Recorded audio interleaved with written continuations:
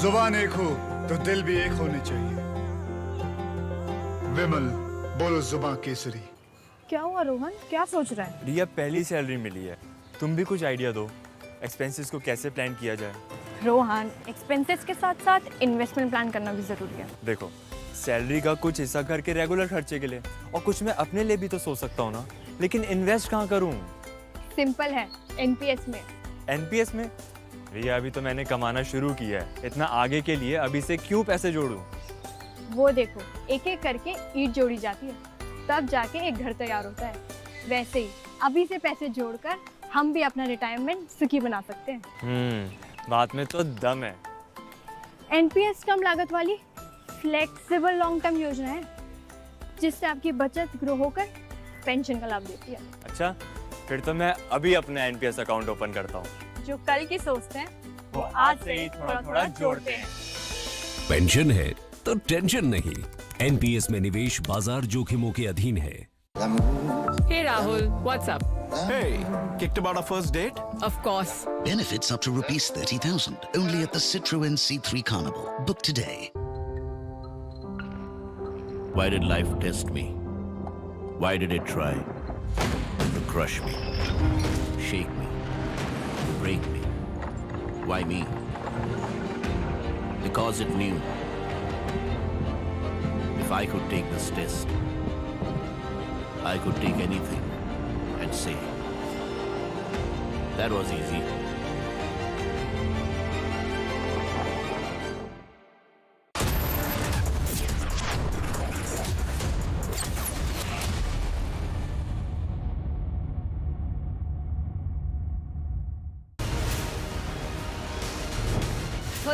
.2% across India, 35% across English markets, 46% across super prime time, 43% across urban India. Channels that spend crores lose to content. Content wins, landing loses. Republic, the All India #1.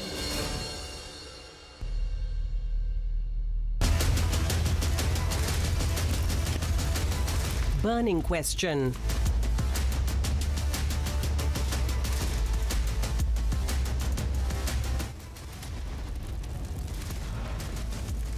Even as the COVID horror videos continue to emerge, China now stops publishing their daily COVID data.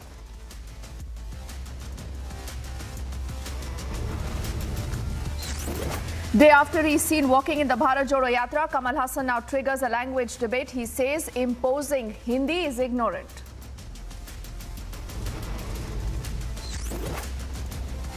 Vadra Gandhi takes to Twitter, insults Vajpayee on his birth anniversary as the nation is paying homage.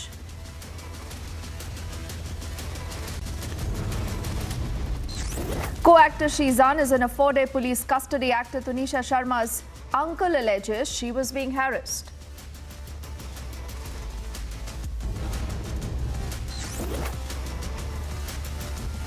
Days after clashes in the Tawang sector, China now releases their very first official response. They say we are ready to work with India.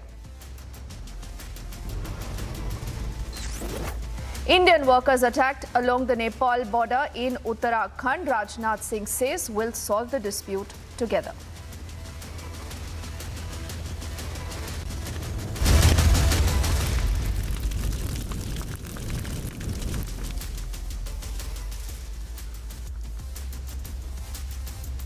A very good evening. The show's called The Burning Question and I'm Deepti Sachdeva.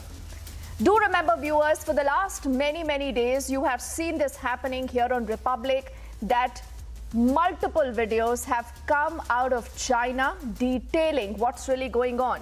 You know, the numbers have kept on increasing. There are reports, there are internal reports that are being leaked. In spite of that, what's happened today is that China all of a sudden has stopped releasing daily COVID data. What really does that mean? Is China right now hiding the numbers? The horror is out for everyone to see. Let's quickly put out the story and then we debate. Funeral homes are running out of space. Dead bodies are being kept in parking lot. Bodies are piling up and containers are being used to transport them. The horror unravels in major cities of China. With no space to keep the dead bodies, and amid the controversy, it seems China is pushing for further secrecy. As per Chinese mouthpiece Global Times, China's National Health Commission, which used to issue the country's COVID-19 case figures on a daily basis, has now stopped publishing COVID data. Numbers according to leaked documents and estimates of China are staggering. According to leaked documents, it is known that around 248 million people were infected with COVID-19 from December 1st to 28th, or 17.65% of the population. And not just that, 37 million people were infected on one single day, December 28th, which is very different from what the government officials of China officially say. China is already under scrutiny for stopping mass testing, changing methods of calculating cases and deaths.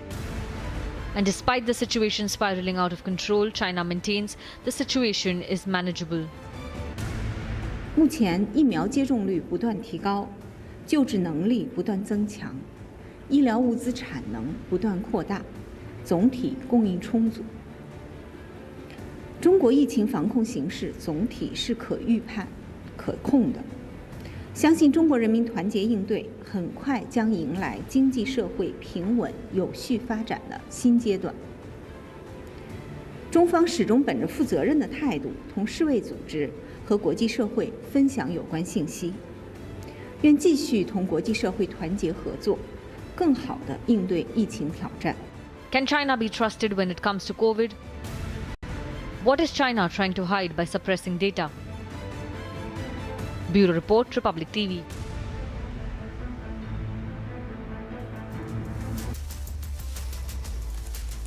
So what really is China hiding from the world, and why is China doing that?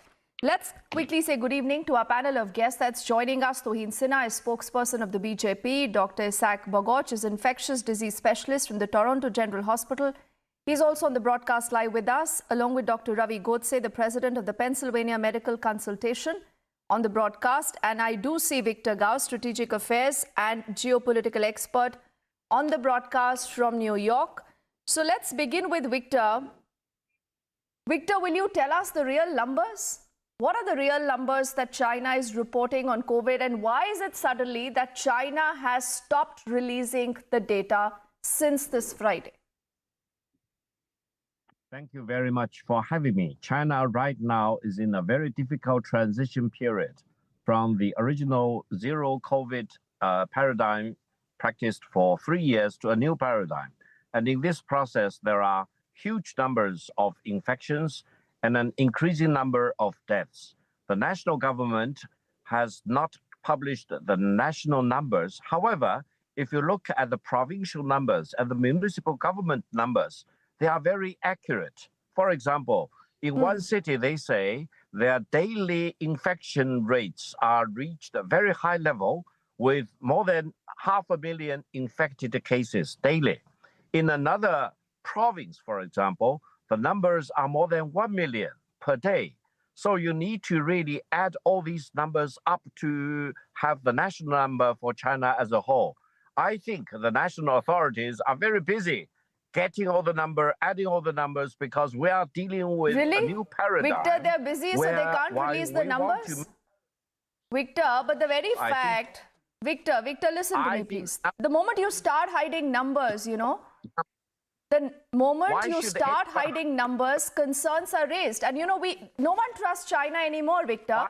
No one trusts China anymore. Look at what the reports say. Possibly 248 million infections just between the 1st of December to the 20th. There are estimates saying about 20% of your population infected in just the last 20 days.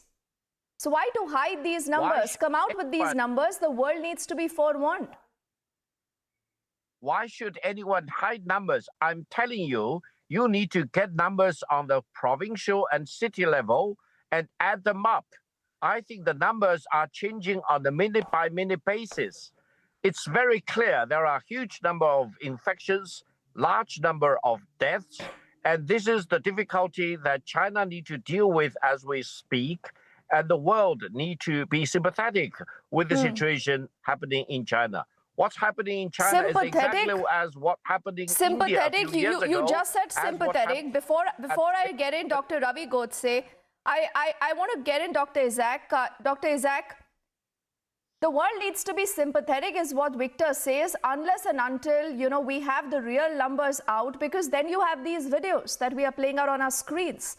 The funeral homes are overwhelmed. There is no place in the hospitals. People are gasping for breath on the roads. And you have Victor today saying, we need to be sympathetic. China has stopped releasing the data. How serious is this situation, Dr. Isaac? Well, for starters, I'll let the other experts on the panel opine on the capability and the logistics behind China releasing their numbers and being transparent with their numbers and the politics behind that. I'm not going to pretend to be an expert on that front. However, we do know it is extremely important for countries to be as transparent as possible with the number of cases they have, their hospital capacity, and especially variants of concern that are emerging, because this is data that's extraordinarily helpful to the rest of the world. Every country has done their best, or almost every country has done their best, to share data in a timely manner with the rest of the world. We saw, for example, India do that with Delta variant. We saw South Africa do that with the Omicron variant. We saw the UK do that with the Alpha variant, et cetera, et cetera. So it's extremely important to have that transparency because it really helps the rest of the world. Why and how China can do this and what the issues behind what's happening now, again, I'll leave it to the other experts on the panel who are far better equipped to deal with that question than myself. Okay, but there has to be some bit of accountability, Dr. Ravi Godse, because we do not even know what variant this is. Unless the real data is reported, the data is shared with other countries, with the WHO, China cannot be hiding numbers and the data, Dr. Ravi Godse, like this. I mean, what really are we looking at? Okay, I start all my shows by saying one thing, which is relevant to India. There is not going to be a third wave in India because of this variant. I stake my reputation on it. I guarantee it. There's not going to be a third wave in India. India has nothing to worry about. We have enough protection. Going to China regarding the numbers, there was a book, very famous, called Yes Minister by BBC. And a civil servant is upset because one city is not sending the blue forms because their numbers are incomplete. The minister says our numbers are nonsense. The civil servant says, yeah, but we want it to be a complete nonsense. So we want all cities to report. China's numbers were always nonsense right from the beginning. But unfortunately, we are going by social media, which is more of a nonsense than China. Remember that Pfizer CEO being arrested secretly, floods in Wuhan. Social media is nonsense too. One thing I agree with China. Cases don't make waves. Hospitalizations do. So reporting cases that there were so many cases, what difference does it make if the patients are not ending up in the hospitals? So just report the hospitalization. And anyway, you're not going to. In fact, I would say it very bluntly and very hardly. China has reported 7 deaths. Just imagine that they are they are miscalculating by a factor of 1,000. And suppose 7,000 people have died in China. Very bluntly, I would say that it's a very comforting number in terms of what I was expecting. Because unfortunately, CoronaVac, the China's vaccine, the main vaccine against serious disease is only 60% in the biggest study done in 1.25 million people. Covishield and Covaxin are spectacular against serious disease. India also has a lot of natural infection. So India is protected. I don't know what are we expecting from China in terms of number. These numbers are meaningless. If the city's infectivity rate is like 60%, why are we even? And one more thing, I support China. China is only recording deaths that are due to COVID pneumonia. So Dipti, unfortunately, last January, had you sprained your ankle and had you gone to a hospital in Mumbai, they would have, against your will, put a thing in your nose and taken an Omicron sample, and you would be positive because the entire India was coughing. And the news would be, the famous news anchor Dipti is in the hospital because of Omicron. You are not in the hospital. You are there for an X-ray, and you are not because of Omicron. So only deaths because of Omicron pneumonia. When the infectivity is 60%, any people you test is going to be positive. You have to see how many people are dying. Unfortunately, in China, and nothing is going to happen in India, what you need to do is you need to focus on high-risk people who have a risk of going to the hospital. So mass testing, I would say it bluntly and rudely. Mass testing is, sorry. Dr. Godse, I don't think even that is happening in China. And before I get into Tuhin, it's not just India that is worried, it's the world that is worried. Because, you do not know if there are mutations happening, Dr. Ravi. The very fact that China has had a zero COVID policy, now they've, taken back their policy. So they have failed policies. The vaccine is a dud. I mean, apologies for using that word, but there is absolutely no data to actually tell us that their vaccines are effective. And no one trusts this data that is even coming out of China. And now the very fact that you say the social media perhaps is not to be believed all the time, but then this is all that you have Chinese citizens speaking up. A lot of them have been booked. We've seen them. We've seen journalists being booked. Why? Because they were willing to speak out and put out this data, put out these images, Dr. Ravi. So why trust China? Nobody is trusting China. But what I'm saying is we can't say things like Chinese vaccines are a dud. A lot of people in Indonesia, a lot of Indian brothers in UAE, a lot of Chinese people have taken this vaccine. They are not a complete dud. They prevent you 60% against serious disease, which is good. In a last study in Chile, they prevented hospitalizations by about 84%. So that is all good. What I'm saying is we are saying test the numbers and print. I'll say it bluntly. Mass testing is idiotic. Testing, tracing, isolation is beyond idiotic. It's certifiably lunatic. And I'll tell you why. If 1 crore people are coughing and you test everybody, you will run out of reagents in one day. Less is more. Only test those people who are at risk of going into the hospital. Do not test anybody else. And I had I don't know whether we have time. I have a question that I've been keeping asking India's task force in terms of this. I just tweeted it at Dr. Godse everyone. Suppose there's a 70-year-old male who's on dialysis, who has cancer, who's diabetic, and he's overweight. He's coughing, and he tests himself, and he's positive. Indian task force or any task force in the world, tell me the names of medication you are going to use to keep this patient from going to the hospital. Once you do that, stop these people from going to the hospital. Building hospitals and building oxygen capacities is not good. Work on not sending those people to the hospital. You're on Titanic. You see an iceberg and you're preparing what to do after you hit the iceberg. I have a simple idea. Don't hit the iceberg. Go by the side. We are doing it for 3 years. So nobody's trusting China for this idiotic... But we don't even know where is this Chinese ship right now. We don't even know where this Chinese ship is. Is it sinking? It's floating? No idea. But that's a debate for another day. I want to take one quick question with Victor because we've limited time with him. Victor, the point is that the world today is very, very concerned. Absolute horror is what is written over these images that we have seen, whether it's your hospitals, your funeral homes, your streets, with the kind of, Twitter information that's coming out. There is information that many top bureaucrats, officials in the Communist Party itself have been infected. There are reports of death that China is not talking about. Why?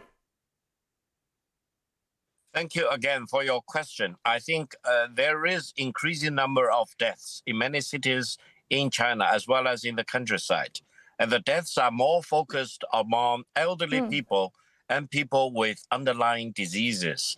In this sense, it is very similar to what had happened in the United States and in India, for example.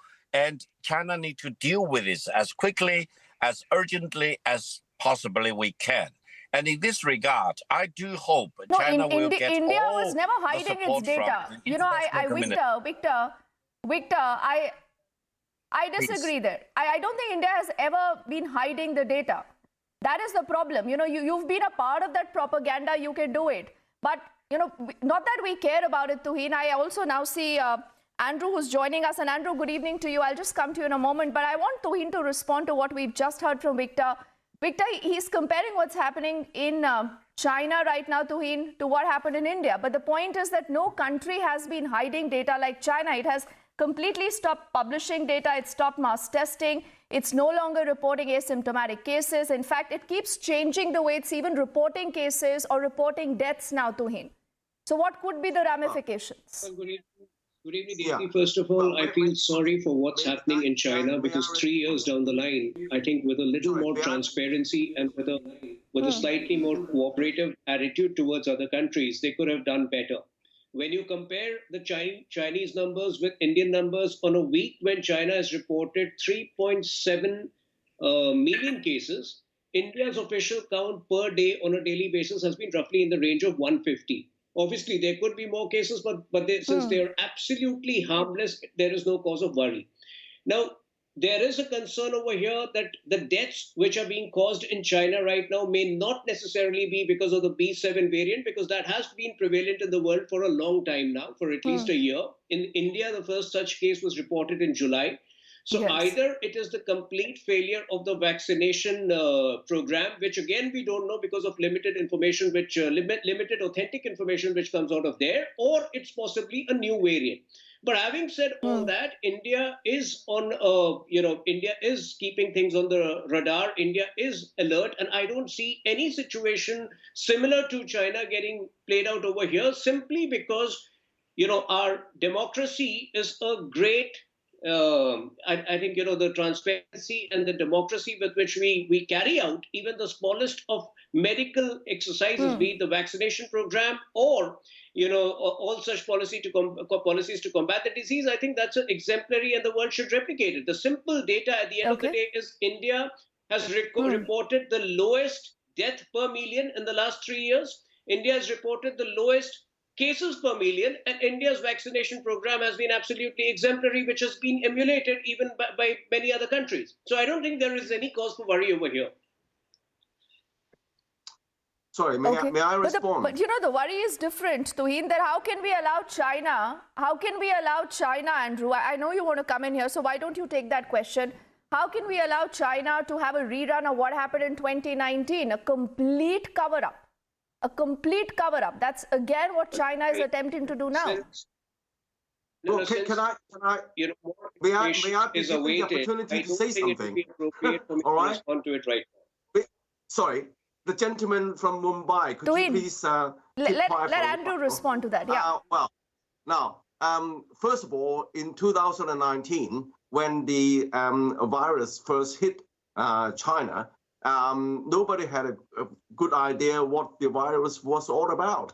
And then, of course, in the system in China, a lot of low-lying kind of officials were afraid because they were not sure what the virus was. But very quickly, that was late 2019. In the beginning of 2020, in January, the 3rd of January, China completely transparent and share the findings, the DNA, with a world-renowned international science journal. It was all over the place, the DNA. Now, as far as the recent decision not to publish data just announced by Beijing, is because the pandemic has completely changed into a different phase. So China's in a transition from a pandemic to an endemic. And also people are self-testing, and some of the self-testing are not reported. So there is no point in the Beijing central government to release some of the data. But nevertheless, the responsibility for reporting on new cases has now been transferred to the Pandemic kind of Prevention Bureau. So it's a functionary bureau rather than the central government. So doesn't mean that Beijing is hiding the data, because there's nothing to hide, and people can see it. You can see it on the television. And then of course, why is this situation? But how bad is it? Andrew, let me take one more question with you before I go to Dr. Isaac. Tell me how bad is the situation, and why then do we have China again and again saying everything is in control? When you've given up now, you're saying, hey, listen, we are not even recording data, we are not putting out data, the situation is not in your control. Why is China telling the world again and again that we are in control? Well, I don't think that China is refusing to share data with the WHO. I mean, as I explained, the data are there, but then they are not being released no longer being released by the central government. They're going to be publicized by the Pandemic Prevention Bureau.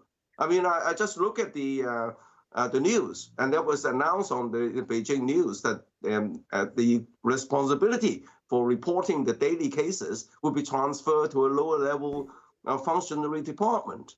So there is nothing to hide.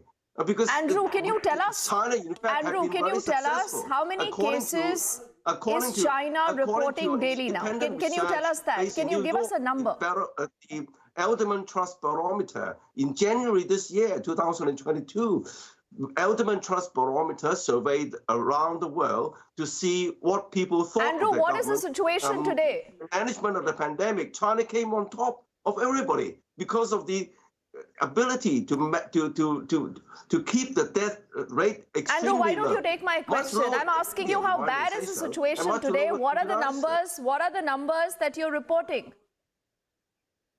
What are the numbers that you're reporting today? Well, I did not follow the news just now, but then it was reported, for example, in Guangdong province, in some other province, something new cases. It was announced by the responsible provincial governments, and that daily cases number something like, 300,000 to 500,000. But compared with a population of 14 million, for example, in Guangdong, I mean, it's only a relatively small percentage. It's just like what's happening around the rest of the world.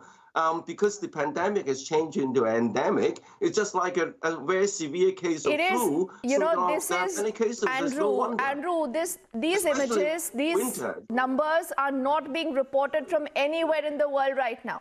The point is the world is being honest. But also the fact, I don't think we have Dr. Isaac with us anymore, but then I'll get in Dr. Ravi as we'll stay with these images also just for a moment. Dr. Ravi, let's juxtapose the kind of comments that have come in from both Victor and Andrew with these images. You know, I don't know why you say that it's not possible to believe these images, because it's only these images that are coming out of Beijing. Something that tells you what is happening, how bad the situation is, and the absolute horror that's unfolding there.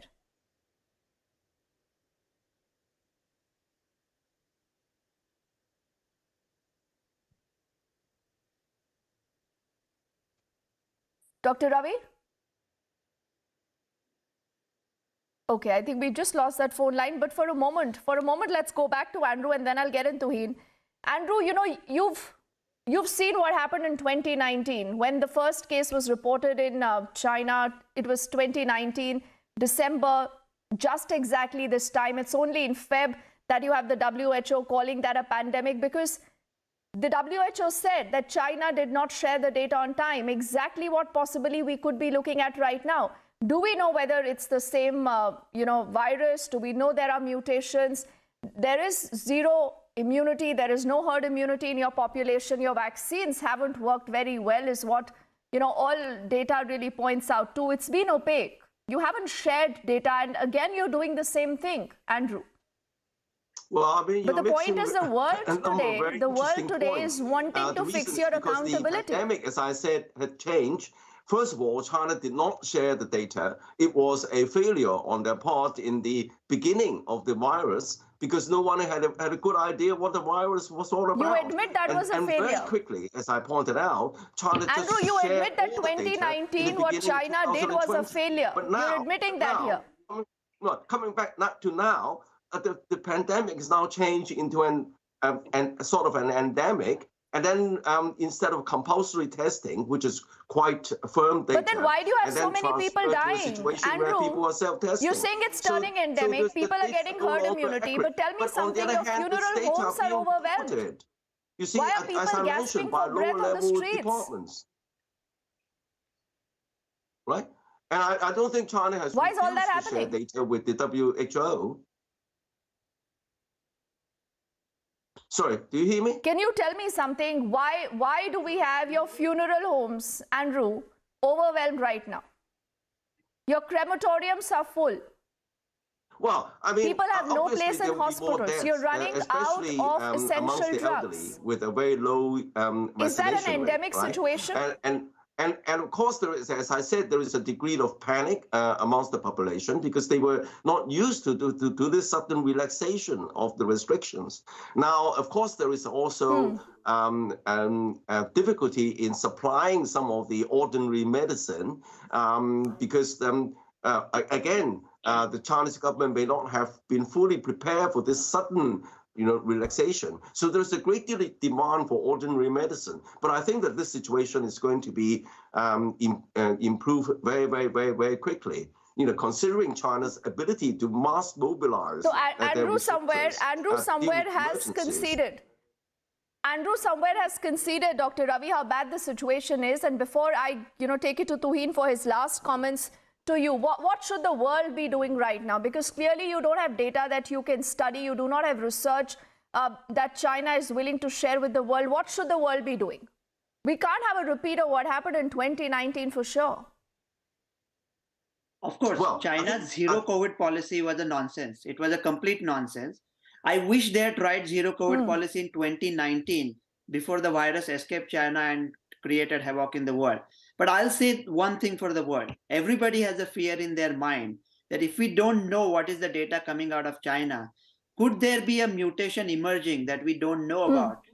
Could it be dangerous like Delta, which suddenly hit us in India with the second wave? And the answer to that is no. I can confidently tell you it is no. Even only a replicating virus can mutate. Suppose these millions of cases in China, the virus mutates into something deadly like Delta. It cannot spread into the world because most of the world has now Omicron. So anything that emerges out of China will not also have to fight us, but it will also have to fight Omicron. It will have to outfight Omicron, and it cannot do that. So whatever is going on in China is not going to spread to the world. We are going to be okay. There's just one thing the world can do, and I can, we can do this on a positive note. Means we of course are very worried about our Chinese brothers and sisters. I give Chinese government one idea that can save million lives. I guarantee it. There's a brand new medication came out of Japan called ensotrelvir. Japanese government has approved it on November 22nd. Hardly any side effects. Looks like it's brilliant. It will keep you from going to the hospital. Chinese government should approve it today. That's my suggestion to my Chinese brothers. But of course, the world has nothing to worry about. Dr. Ravi, I'm just coming in here because as you said, it's important that people do not panic. We are in a good situation is what you say. But then obviously, Tuhin, the images that are coming out of China, the very fact that you have all the data going behind a veil tells you something possibly could be going wrong. But like I said, WHO is the only authority to tell you what medicines you need to take, what is the line of treatment. Republic not vouching for anything else, Tuhin. But I want to know from you, what is your word that's going out today vis-a-vis China, Tuhin? Well, first of all, we have to take apart from representing the BJP, you would be aware I've also authored a book, I've also authored a book which is probably the first co-authored a book which is probably the first pandemic thriller. So I know for a fact that China has been economical with the truth. So when the gentleman from Hong Kong says that China shared details about the status of the pandemic on 3rd January 2019, we know for a fact that the cases had been prevalent for at least 3 months before that, which is October 2019.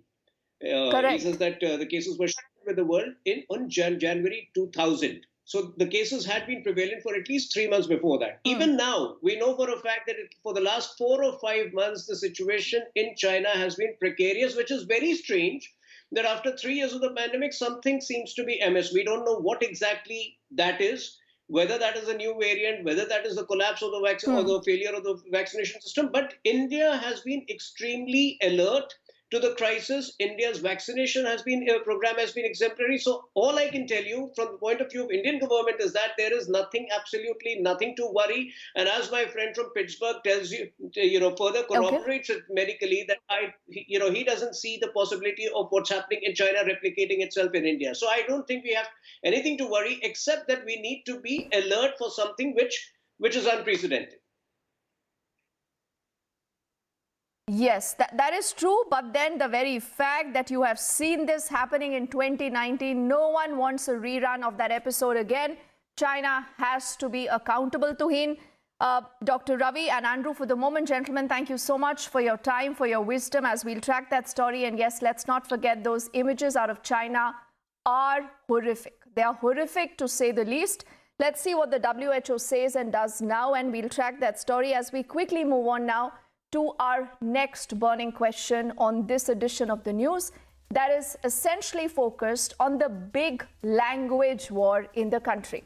Actor Kamal Haasan, who was just about seen yesterday, he was walking in the Bharat Jodo Yatra with Rahul Gandhi. He was on the dais and he spoke a lot. He spoke a lot of platitudes. He's triggered this fresh language debate, and in a tweet, in fact, he says that imposing Hindi on others is ignorant. He's, remember, not the only one who's spoken against Hindi. In fact, he just seems to be following Rahul Gandhi's footsteps. If you recall, Rahul Gandhi, again on his Bharat Jodo Yatra, had made anti-Hindi remarks just a few days back. So is Hindi being imposed, or here is this comment by Kamal Haasan politically motivated? Let's bring up the entire story and then we debate. A day after he walked along Rahul Gandhi in the national capital, actor turned politician Kamal Haasan has triggered the language debate.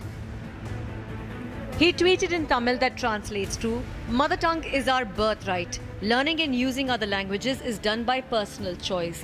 This has been the right of South India for 75 years. Northeast will reflect the same. To develop Hindi and impose it on others is ignorant.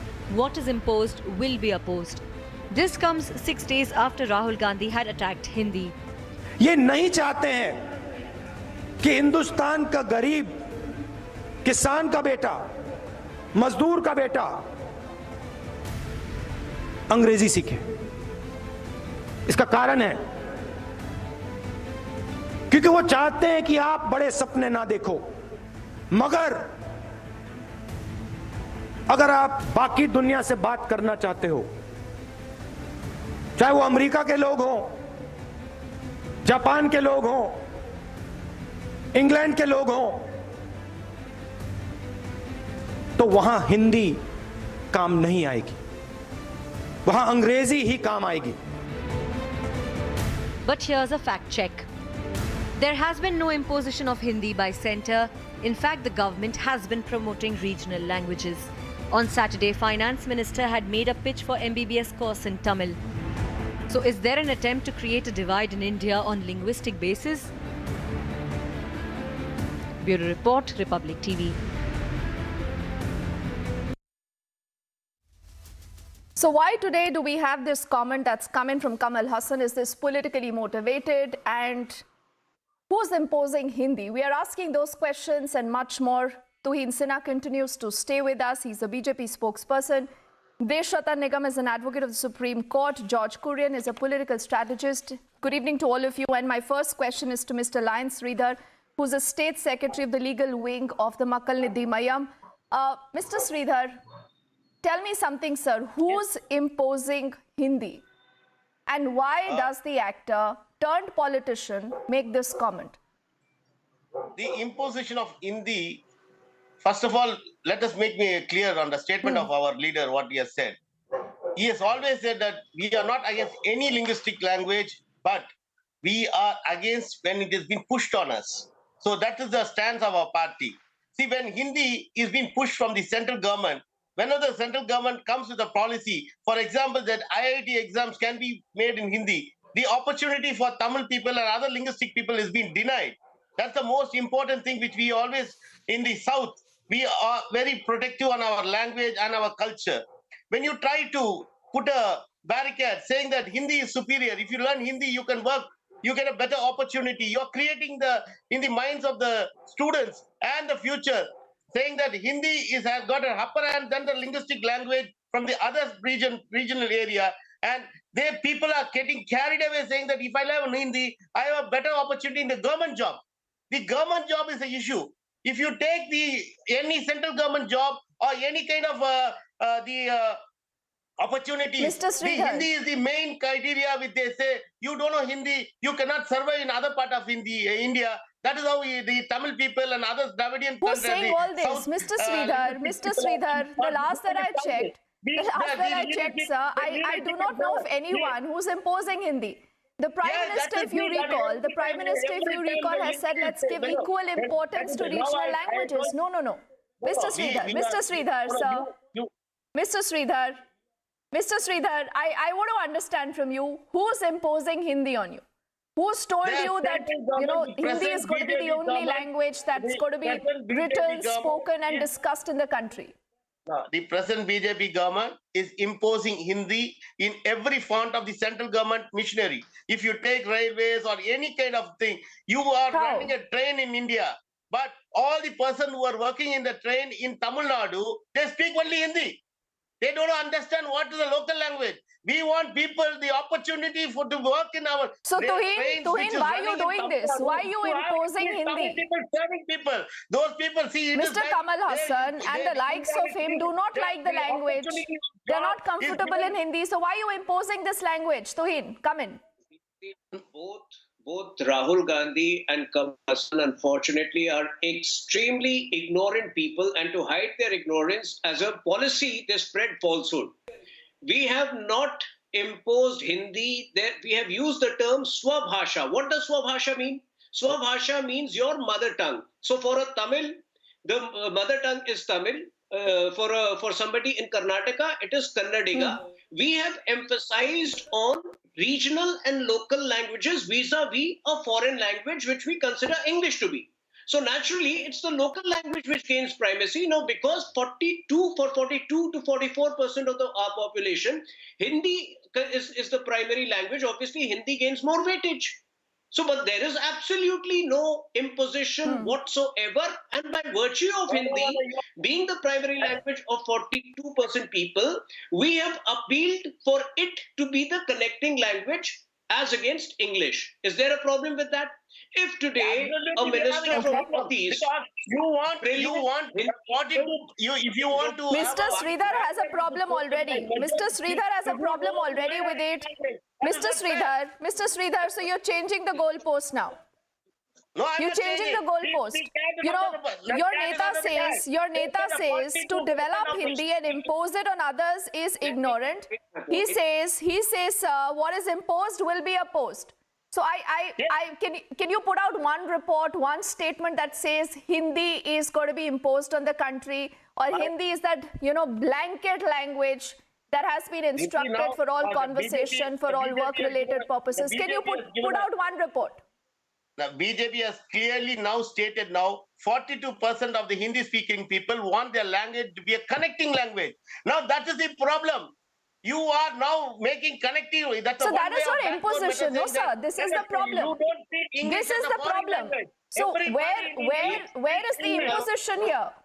The imposition is the next step. That is what we are giving a call. You're speaking in English right now, sir. You're speaking in English.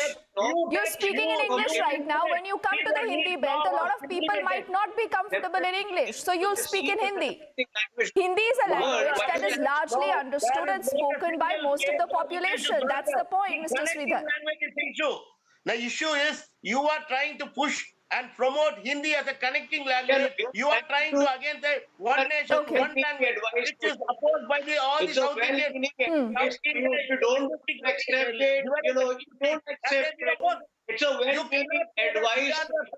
42% of this country is Hindi, and you have to learn Hindi. It is a compulsion only. We have so many ministers right now from the Northeast, and you will be surprised. Mr. Sridhar is so worked up. Mr. Sridhar, Tuhin is so worked up right now by your comment. But I want to understand, why is George today quiet? Before I take it to Mr. Nigam, why is George Kurian so silent? Because there is a pattern. Rahul Gandhi speaks, against Hindi. Kamal Haasan today has put out this entire tweet. He's waded into this controversy. So, George, are we going to be looking at the DMK plus the Congress plus the Makkal Nidhi Mayam in 2024? Is that the alliance building up? And is this being done only and only for that motivation? Well, Dipti, it is too early to comment on the 2024 alliance between Kamal Haasan and the Congress party in Tamil Nadu. Having said that, I strongly believe that Rahul Gandhi believes that English is a universal language, and for someone from the poor background, the poor farmers and laborers, it is of paramount importance to have the knowledge of English, because that is how you will be internationally. You can keep yourself at par. And as we all know that India is a federal structure where federal structures were introduced by the Government of India Act 1919. This separates powers between the center and the state, and the center has more powers. It has powers to override certain state legislatures' laws and also make laws with regards to the state list. I strongly believe that this attempt is to just bring in the controversy and push a fear in the minds of the students. Just inculcate the kind of psychological pressure which will mount them towards. That is the whole idea, I believe, from the central government, and I don't see any other reason George, why. George, I need to just understand this again. Are you saying the actor turned Neta, Kamal Haasan, right now is fear-mongering? Is that what you're saying? Well, I don't know in what context the Kamal Haasan has made this statement, but it is important to note that the central government it was citing a left member of parliament's comment. If you go to his Twitter handle, he goes on to say, George, he goes on to say mother tongue is a birthright. Learning and using other languages is done by personal choice. He then says this has been the right of South India for 75 years. Northeast will reflect the same. To develop Hindi and impose it on others is ignorant. What is imposed will be opposed. So almost similar lines you've heard from the DMK, similar lines from the Congress party, and now Makkal Nidhi Mayam and the actor turned Neta Kamal Haasan. So is there a pattern? Well, That's what I'm asking. It is important to understand that who's imposing Hindi around India have a 15% quota where students from the North India go to South India and study there. So it will become difficult for somebody to adapt to a language or a regional language. So that is what it is. So all we are saying is that we will oppose the implementation and imposition of Hindi at a national level as such. But who's imposing Hindi, George? Even you haven't answered that question. Mr. Sridhar could not. Before I go back to Mr. Sridhar, Deshratan Nigam, has anyone told us that Hindi is going to be the only language spoken, written, discussed in the country? When did that happen? Because I have no idea about that. We are sitting on an English channel. We are speaking in English. Deepthi, in fact, none of you panelists, in fact, the two of them, gentlemen, did not reply as to who is saying that Hindi should be imposed. The answer will never come from them.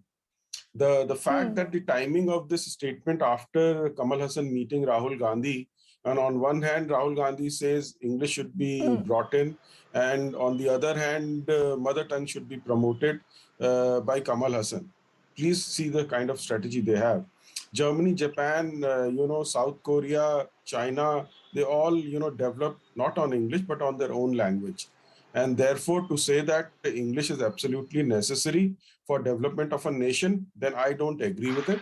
Secondly, we have a choice. Most of the states are following 3 languages formula, where English, Hindi, and the local language is being taught. And Tamil Nadu is one of the topmost states where the highest enrollment for Hindi is taking place in Tamil Nadu voluntarily by students, because it increases their employability. And this is a voluntary thing, not somebody imposed on them.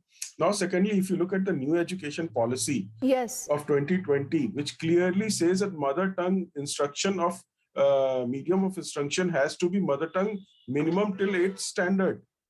And then JEE and NEET exam are taking place in 13 Indian languages.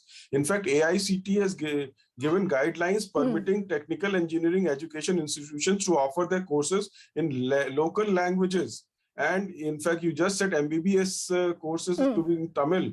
The finance minister also said there is a portal which is known as Swayam MOOCs or Diksha portal, which provides, online translation of the technical courses and class 1 to 12 textbooks in local languages.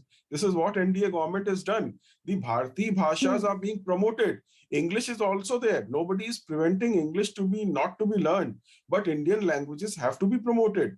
And because it opens a huge opportunity to a large number of population to have access to education, technical education, MBBS. that was not being available because it was being taught in English. So the local languages are being promoted all over India, and this is the endeavor of this government. But I don't know why this imposition, why this ignorance. So I want to which is coming on. understand.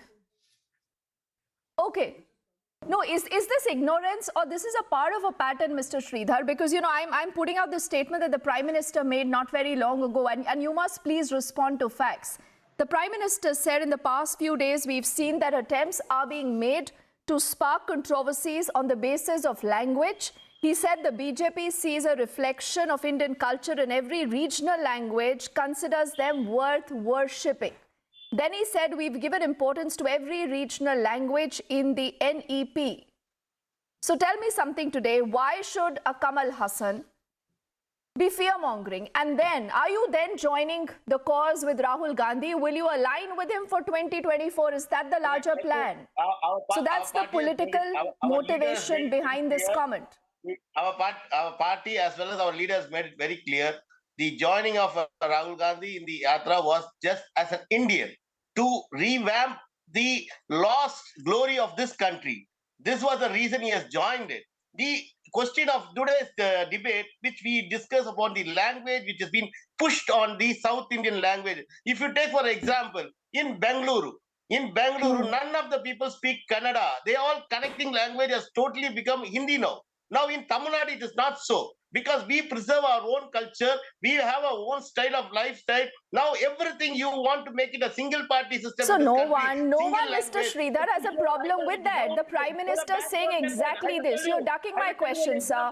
I just want to know, is this just a coincidence that Rahul Gandhi wades into the language debate, then you have Kamal Haasan getting into the same debate, and you know he's stoking a larger debate of the South India versus the rest of the country. So the point is, you know, the country is integrated today, Mr. Sridhar. We have a system of unity in diversity. Now, how do you develop the unity in diversity? You have to respect all the language. It's equal in status. Every language is equal in status, in culture. So who is not respecting languages? That's my moot question. Anybody in Tamil Nadu. Kamal Haasan says Hindi is being imposed. I just want to know, how is Hindi being imposed? Who's imposing Hindi, sir? For example, I had a word with my people in here in Tamil Nadu. For example, if you want to join the army, they say you should know Hindi. You should know. Without Hindi, you cannot be in the Indian army. Now, this is the problem. You are now saying that the national integrity, the nationalism, and the patriotism is connected with Hindi. Hindi is not the only language of India. It is Tamil, Telugu, Malayalam, Marathi, Urdu. He is going on another tangent. Equally Tuhin wants to counter you. I'll let Tuhin counter you. Tuhin. You can see all the GOs. It has not been even in Tamil Nadu. Tuhin, through the back door, you are pushing the Hindi language. That is the allegation, Tuhin.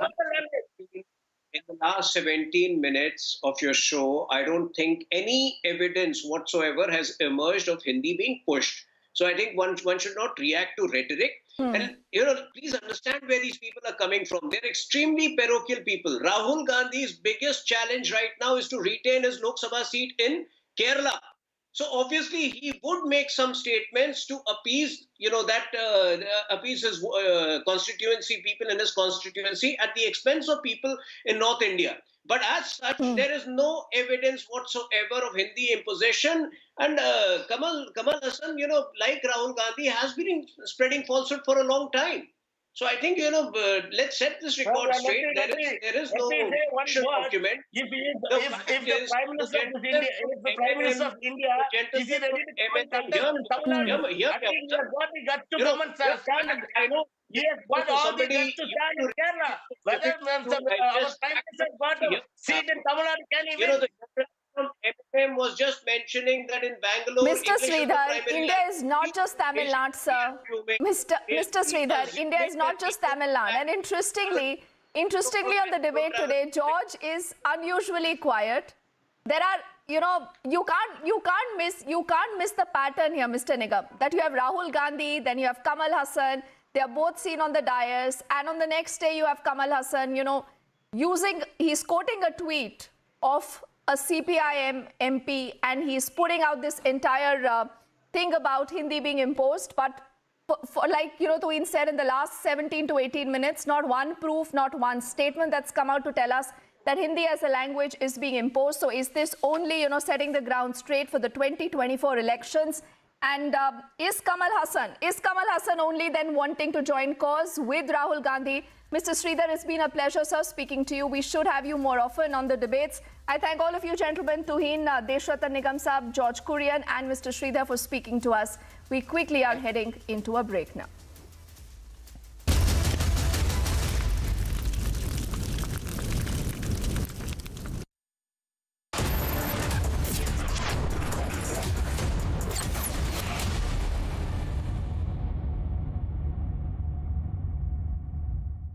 $11,000 placements last year. At Amity, we are committed to nurturing passionate, hardworking, and proactive professionals. Cashless hospitalization is easy. Get details on our network hospitals at www.starhealth.in. Always at your doorstep. एक दिन मैं सोते सोते गिर गया और मुझे कुछ नहीं हुआ। पता है किसने किया? घोस्ट ने। मेरा दोस्त है। वो हर बार मुझे बचा लेता है। घोस्ट को कैसे पता मैं अंधेरे से डरता हूँ? घोस्ट मेरा दोस्त है। मिलोगे? अरे कोई घोस्ट नहीं, रोनी के पापा ही हैं जो उसे सेफ रखते हैं। जैसे हैवेल्स लाइफ शील्ड वायर्स जो दिखते नहीं पर घर को सेफ रखते हैं। ना आग पकड़े, ना जहरीली गैस छोड़े। Wires that don't catch fire.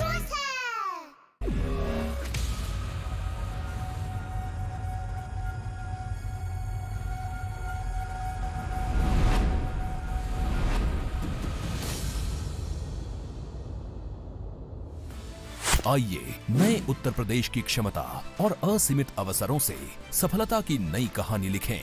UP global investors summit 10 से 12 फरवरी 2023। नए भारत के ग्रोथ इंजन उत्तर प्रदेश में निवेश करें। देखें कौन नया खिलाड़ी आया है। समझा देते हैं। प्यार से समझाएंगे, धीरे धीरे से, वो भी अपनी सुबह में।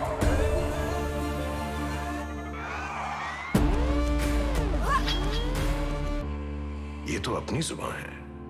जुबान एक हो तो दिल भी एक होने चाहिए। विमल बोलो जुबान केसरी।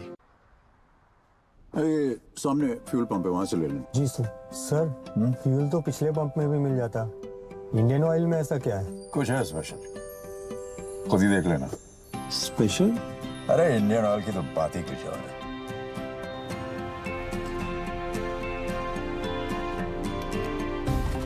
जरा देखिए, फ्यूल तो बराबर डाल रहे हैं ना। अरे यहाँ कंप्लीट ऑटोमेशन है, मतलब प्योर और पूरा दोनों ही। इन सेंट्रली मॉनिटर्ड मशीन्स की एक एक रीडिंग का हिसाब है यहाँ पर। क्या हुआ? Sir bill. हाँ बिल हो गया। वाह सर। क्या था ना, इंडियन ऑयल की बात ही कुछ और है। इंडियन ऑयल, पहले इंडियन फिर oil.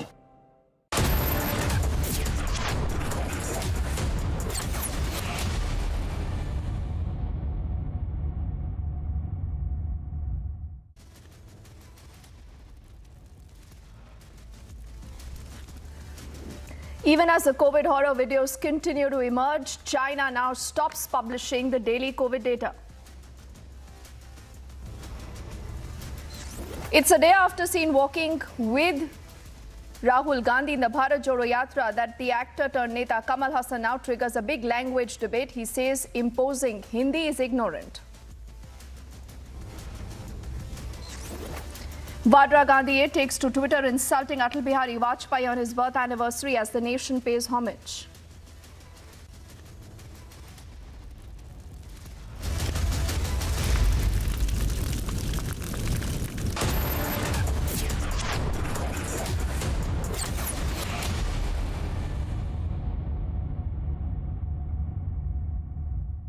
Tonight, a murder will be committed.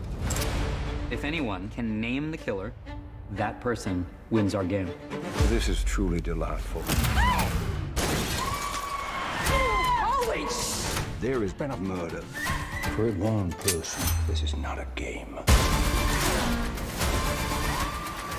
The killer wouldn't hesitate to kill again. You must be really great at clues. I'm very bad at dumb things. Glass Onion, a Knives Out mystery.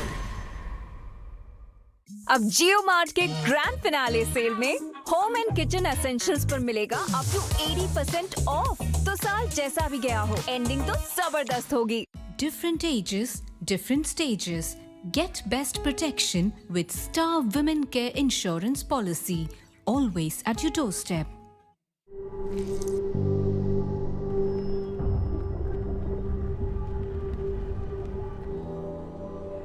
Helps beat sensitivity fast. Sensodyne Rapid Relief.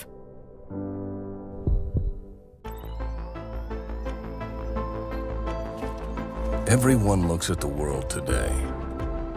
At Hyundai, we go beyond with experiences that take us forward. Inspired by our today, we design your tomorrow. Some said electric is the future. We said, why stop there?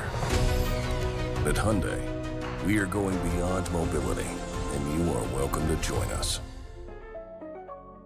क्या हुआ रोहन, क्या सोच रहा है? रिया, पहली salary मिली है, तुम भी कुछ आइडिया दो। एक्सपेंसेस को कैसे प्लान किया जाए? रोहन, एक्सपेंसेस के साथ साथ इन्वेस्टमेंट प्लान करना भी जरूरी है। देखो, सैलरी का कुछ हिस्सा घर के रेगुलर खर्चे के लिए और कुछ मैं अपने लिए भी तो सोच सकता हूँ ना, लेकिन इन्वेस्ट कहाँ करूँ? सिंपल है, एनपीएस में। एनपीएस में? रिया, अभी तो मैंने कमाना शुरू किया है, इतना आगे के लिए अभी से क्यों पैसे जोड़ूं? वो देखो, एक एक करके ईंट जोड़ी जाती है, तब जाके एक घर तैयार होता है। वैसे ही अभी से पैसे जोड़कर हम भी अपना रिटायरमेंट सुखी बना सकते हैं। बात में तो दम है।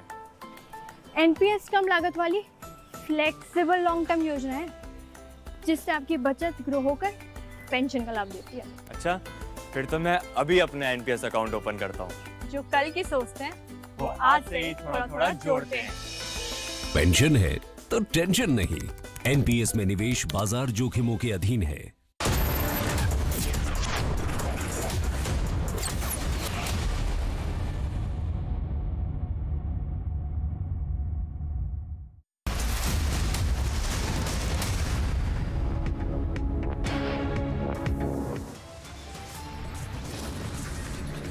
Even as COVID horror videos continue to emerge, China stops publishing daily COVID data.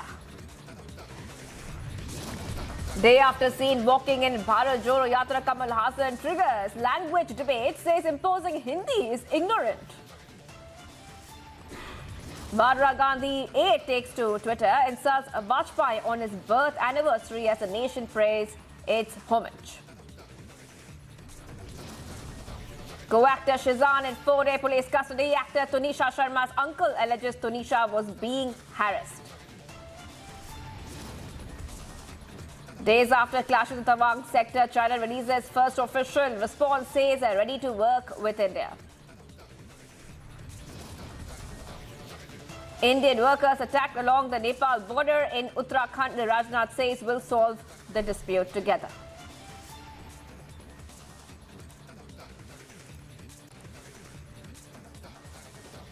On the birth anniversary of Atal Bihari Vajpayee, as the nation remembers and pays homage to one of its tallest leaders, here is Vandra Congress at it again. Now, a Congress leader, Gaurav Pandhi, in a tweet has launched an attack on Atal Bihari Vajpayee, calling him a British informer. He goes on to make outrageous allegations against the former Prime Minister. There has been massive anger over Congress leader's tweet. BJP has reacted to the controversy first broke in Republic.